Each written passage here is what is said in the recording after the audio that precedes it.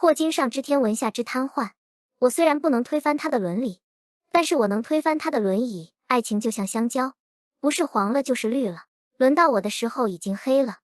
读书不是让你跨越阶级，是让你认清阶级。和女人谈恋爱，千万不要觉得自己已经得到她了，只是轮到你了而已。看一个女人的时候，先看她的眼睛，如果她没有看你，你再看她腿。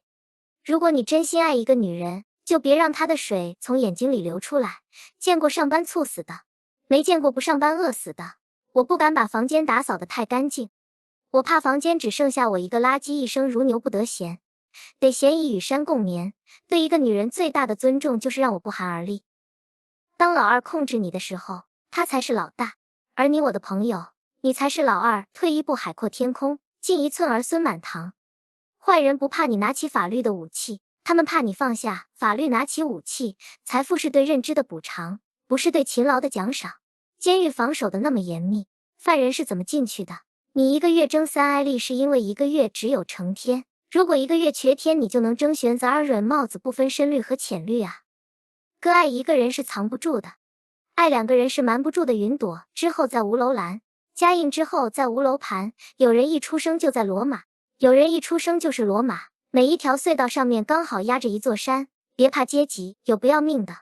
我还是认为意大利面就应该办42号混凝土服务区的牌子，为什么要画个刀和叉，提示前方有载客服务啊？你本来就是个打工的。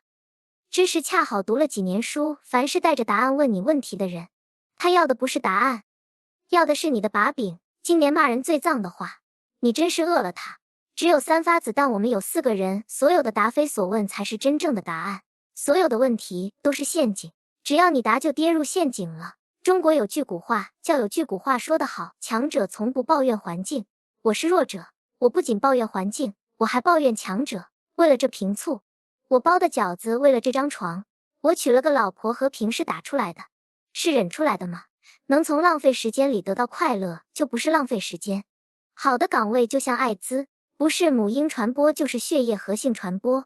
如果不是2弹1星，各位能安心刷视频吗？你抱怨父母，是因为你不如父母。你以为你是牛马，其实牛马没你这么累。起码牛马没有养育孩子的烦恼，没有房贷车贷。对于一个优秀的射手来说，进攻的路线不能只限于下路。傍富婆可以少走30年弯路，但同样也能让你少活30年。